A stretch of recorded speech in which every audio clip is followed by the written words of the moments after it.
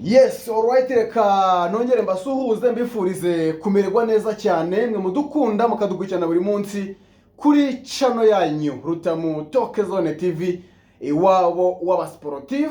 Turongeye turaje kugira ngo tubaganirize byinshi bigiye bitandukanye mu mikino igiye itandukanye, ariko twibanda ku ma equipe yanyu. It's a breaking news.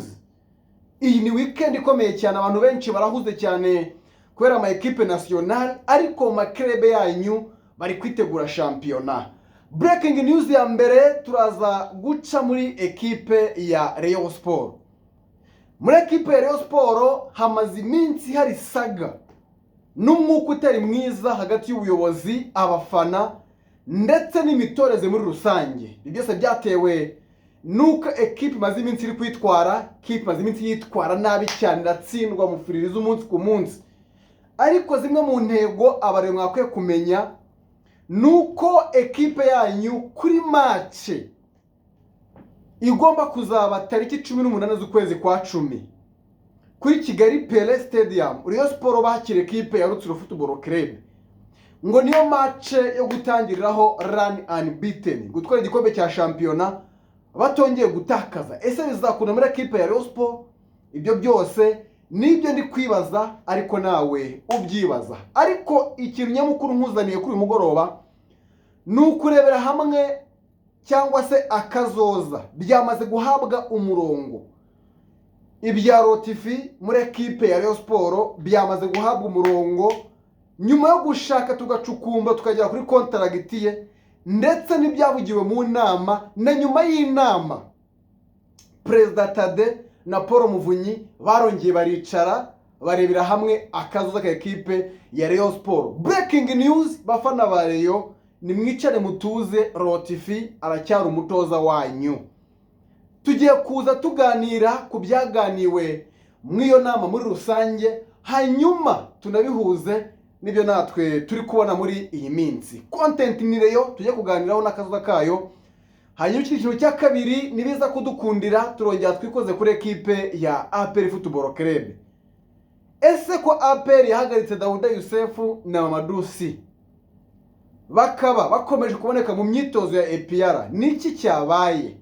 Byo byose hari inkomoko yabyo ndetse n'inyungu ku mpande zombi, ariko abafana ba APR bakubita agatoki ku kandi bati uwitwa Dawuda Yusefu natuvira ahangaha.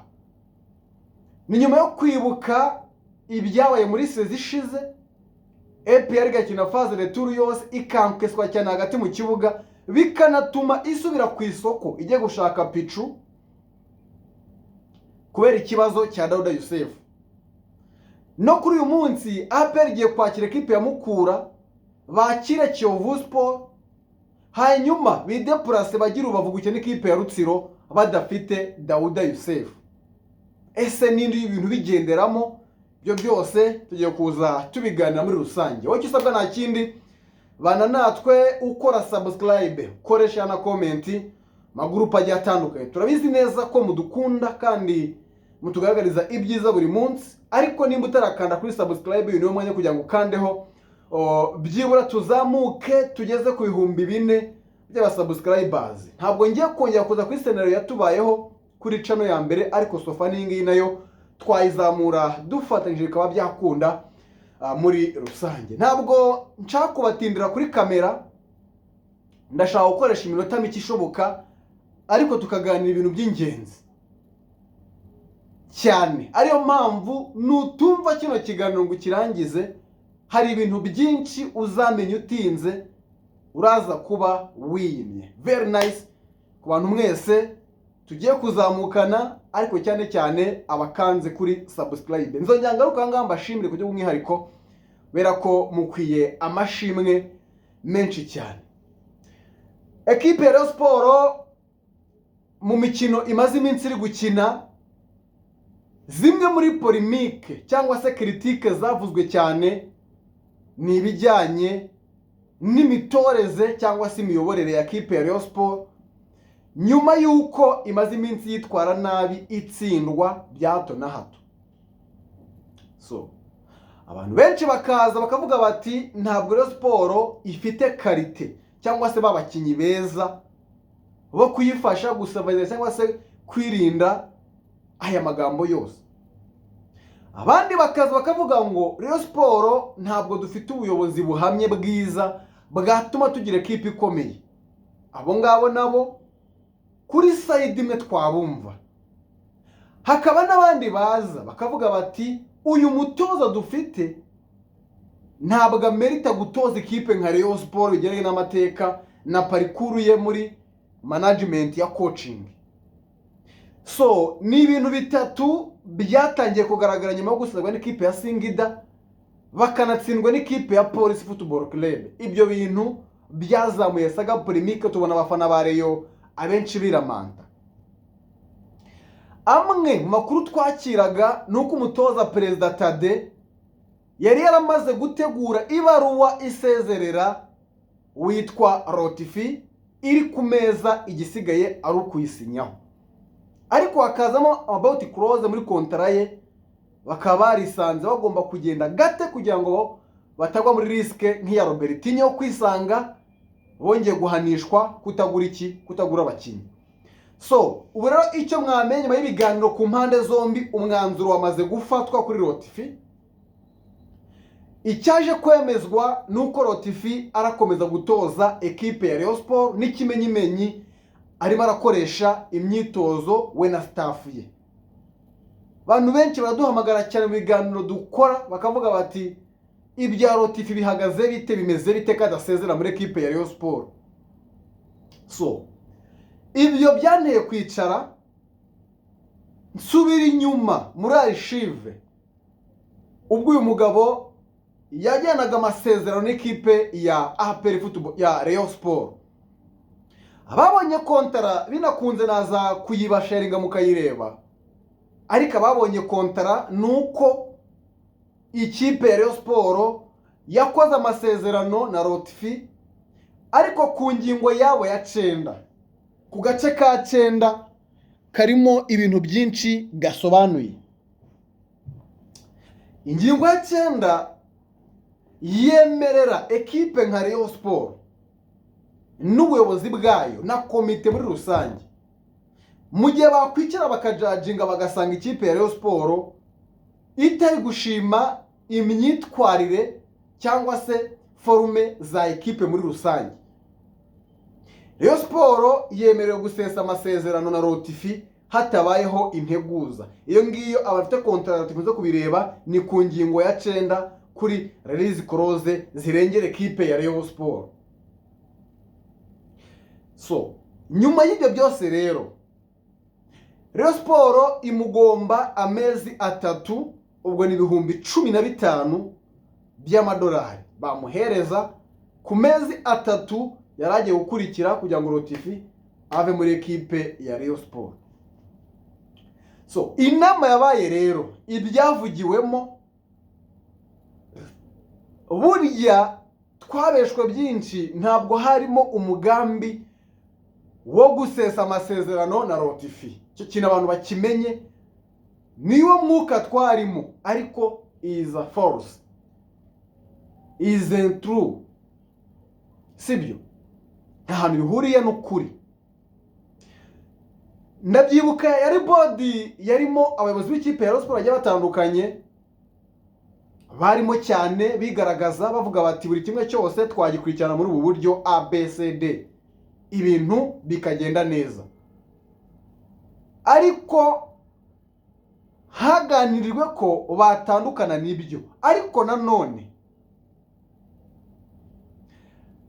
ku buryo bwo kwirinda ikibazo cya Robertinho Concalves Alvairo wari wamaze kurega ikipe ya Rayon, bakongera bakabona iretere ivuye muri FIFA ibamenyesha ko mu kwezi kwa mbere batemerewe kugura abakinnyi kubera amafaranga babereyemo nde Robertinho. So Rayon Sport iravuga ngo reka twirinde kujya muri dayirema cyangwa se kujya bazo by'abatoza, Rotifi tumuganirize ahagume, ubwo buryo abarahagume. Ariko baramubwira bati mu byo wakora byose, ibyo wahindura byose, turagukeneye utsinda, turagukeneye ibintu byo gutsindwa bigaragaraho, kandi urabizi ko Rayon Sport iyo abakinnyi cyangwa se abafana batari kuza ku kibuga, burya Rayon Sport nayo nta kuntu iba imeze, ibiriho itariho.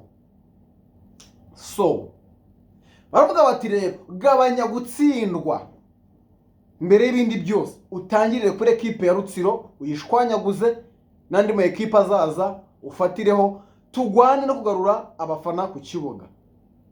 Ibyo ngibyo babyemeranyaho, nawe yemera ko agiye gukosora amakosa yabagaho ariko mu buryo bwe. Ibyo ngibyo rero bigatuma Rotifi agomba guhita ajoininga imyitozo. Reyo yatangiye imyitozo kuwa gatatu, ngira ngo niyo mbyibuka neza, batangiye bakorera muri gym. Impamvu batagiye kuri pitch harimo niyo dosiye ya Rotifi. Imaze kurangira rero yahise akoresha imyitozo mu Nzove. Uyu munsi ekipe imirakora kuri baro. Ngayo amakuru cyangwa se ibisa n'akazoza ka Afram ya Rotifi muri ekipe ya Rayon Sport. Ese ubyakiriye ute? Jye muri komenti utubwire, ese ubona Rotifi ari umutoza wakaba yatoza ekipe ya Rayon Sport nangwa hakeneyemo izindi mpinduka? Iki kintu zo kukitubwira ni muri breaking news cyangwa se rarana amakuru y'umunsi cyumweru, mbere ko twinjira muri dosiye zo ku munsi w'ejo. Icyo usabwa nta kindi, bana natwe ukora subscribe, ukoresha na comment magurupa agiye atandukanye. Ni support ikomeye cyane, hari abantu benshi cyane bakomeje gukanda kuri subscribe, tunabashimire. Ariko nawe nimba utarakandaho, mpamya ko uyu mwanya mwiza kugira ngo ube wakandaho ubundi tuzamukane. Ubwo tuva muri ekipe ya Rayon Sport, reka turebe gato ama breaking news muri ekipe ya APR. Muri ekipe ya APR naho hari byinshi birimo kugenda bihavugwa. Abafana ba APR batavuga bati uyu munsi ntago mwaduhaye show. Ubundi kiba muri ekipe ya APR ibihano byahawe Dauda Yusefu na Amadusi. Twakoze content nyinshi cyangwa se ibiganiro byinshi tubigarukaho. Hari ibyo twabonye nk'imbogamizi haba ku mutoza ndetse no ku bakinnyi muri rusange. Ariko kimwe mu bintu bikomeje cyane kutumvikanwaho rumwe ni critique z'abafana ba APR. Bafana ba APR bo barasabira Dauda Yusefu ko batamwongerera amasezerano. Murabizi ko ari kugera ku mpera y'amasezerano ye, kuko nimba mbyibuka neza mu kwezi kwa gatandatu nibwo azasoza amasezerano y'ekipe ya APR. Ariko bakavuga bati twakuzanye nk'igisubizo ahangaha, ntabwo twakuzanye kuza kuduteza ibibazo. Ariko Dauda amaze kugaragara muri case nyinshi cyane za APR ziri indiscipline, kandi uko tuzi ekipe ya APR ntabwo ari ekipe ihereza, ni ekipe igushyira mu murongo utabyumva mukaba mwatandukana batiteye ku cyuricyo. Niyo mpamvu n'uyu munsi brand APR impamya ko ni brand iremereye cyane mu mupira w'u Rwanda, cyangwa icyo ni kimwe. Ariyo mpamvu nababazwa n'abantu baza ku mpamvu zabo runaka, ujya gushaka views cyangwa se kuko hari ibyo bamaze kwambugwa, ugasanga barimo kubyinira ku izina APR, ugasanga jezi ya APR bari kuyitwara uko bishakiye, buri kimwe cyose bagikora uko bashaka. So biriya bimva ko ikipe ya APR yagakoze geste ikiyama ndetse ikanihanangiriza abantu bashaka kubyinira kuri brand APR. So wenda nibigera imbere tuzabona hari impinduka ziza kubamo, ariko so far ikintu kirakwiye.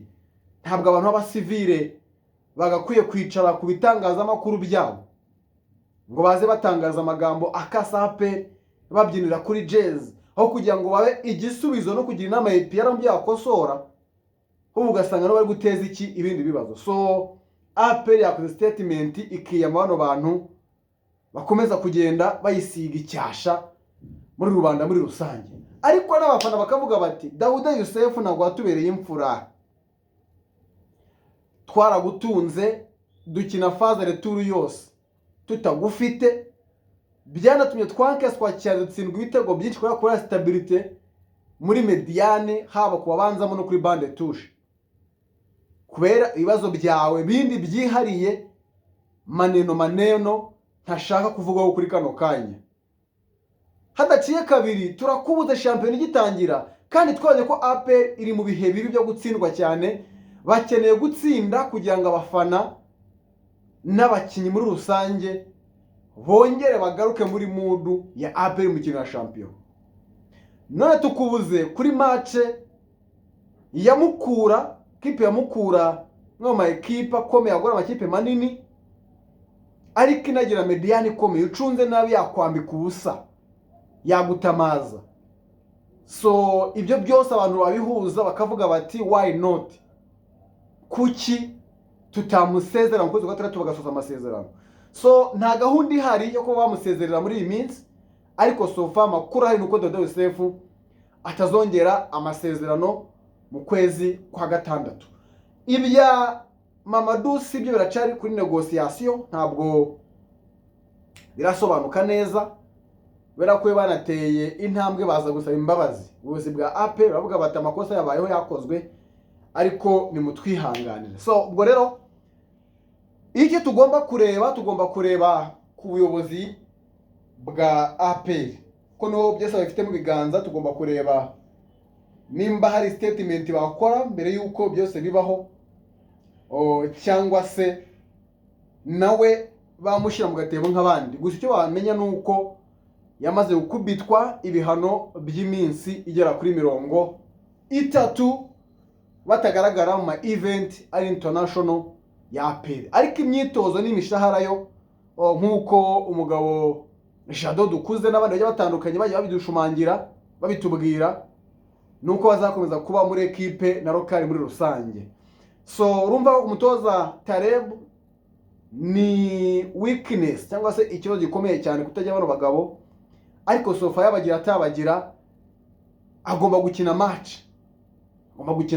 Kandi akareba ko bitwaza bigendeye ku bandi bakinyi basigaye, ariko nyine urumva ko hajemo icyo gikomeye cyane kuri bench. Bura iyo kuri bench ukazana Mamadou hari ukumaza agatanga solution, kandi yanabanza mu kibuga kamemu, byose yabigishoboka cyane. Ariko uyu munsi iyi mikino APR atabafite, bivuze ngo bagomba kwitonda cyane muri iyi minsi. Ubwo ubuyobozi bwa APR bwo barakubwira ko bukomeje gukurikirana ngo barebe neza impamvu nyamukuru yatumye ibi byose bibaho. Cyakurikirana amakuru ajya avuga ngo hari abantu bo ku ruhande bagiye babizamo bagategura ama equipe adversaire bagaca abakinnyi ba APR. Byose biracyavuga ko nta bimenyetso bihari, n'ibindi byinshi byo kugenda bivugwa. So nyuma y'ukwezi tuzamenya ibizakurikira, cyane cyane kuri iyi nkundura ikomeye cyane ya APR na Dauda Yusuf. So ndumva izo arizo breaking naba mbabwiye muri byinshi cyane birimo kugenda bivugwa. Ma equipe arimo kwitegurira ukajya shampiyona, ngira ngo mwamaze kwibona ama equipe menshi yamaze guhamagaza abakinnyi bayo. Ariko equipe nationale twakoze ibiganiro byinshi tuyihanangiye cyangwa se tubayeza gasopo ku buryo cyo bari kwitwara muri iyi minsi, twarabiganiriyeho. Ariko icyo nabwira nka breaking news uko umugabo witwa Ntwari Fiacre muri South Africa arakunzwe cyane. Ngira ngo twaza tureba imyitozo ya APR, ni imyitozo ya equipe nationale amusori, ni imyitozo itarimo iyimbaraga. Hari kuzenguruka ikibuga no gukora decarasage, hari ku kibuga cy'imyitozo bazakiniraho match ku munsi wo kuwa 2 na South Africa. Nabonye kandi nako gace TC Galaxy buri komokamo ira equipe yabanje gukinira Ntwari Fiacre mbere kujya muri equipe ya Kaizer Chiefs.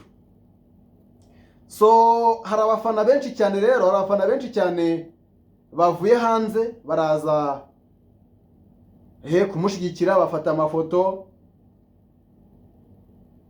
n'ibindi byinshi bitandukanye by'umubano mwiza uyu mugabo Ntwari Fiacre ndetse na equipe ya TC Galaxy na Kaizer Chiefs muri rusange. Rero nuko gahunda zose zimeze, reka nizere ko abantu mwese weekend muri kwisoza neza, mwakoze subscribe.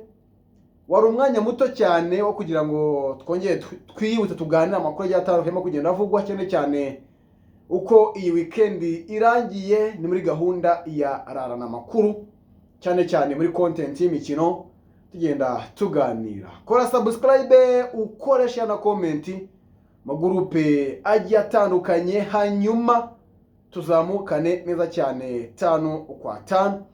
Ni Rutamu Toke Zone TV, iwabo wa sportif. Nanze kubatindira kubera ko bamukeneye kubita tubangura, ubwo izindi za ndani n'andi makuru arimo kugenda avugwa tuzagenda tubigarukaho mu biganiro byacu biri imbere. Niba utarakora kuri subscribe, kanda kuri subscribe, dushigikire. Niba utarakora share, udusharingire kugira ngo ufashe n'abataratumenya kutumenya mu kwisanga mu muryango mugari wa Rutamu Toke Zone TV, iwabo w'abasportif.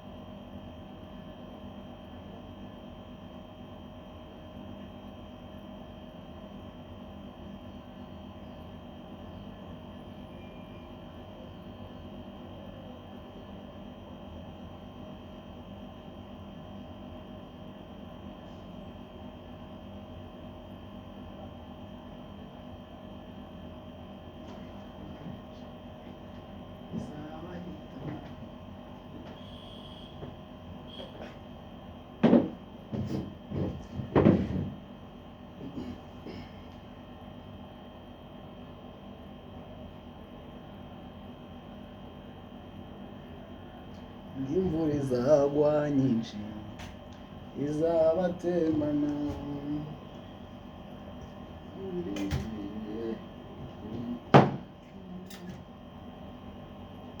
bameze nk'umusozi w'Isiyoni, ntacyo nzabana ubanyeganyiriza.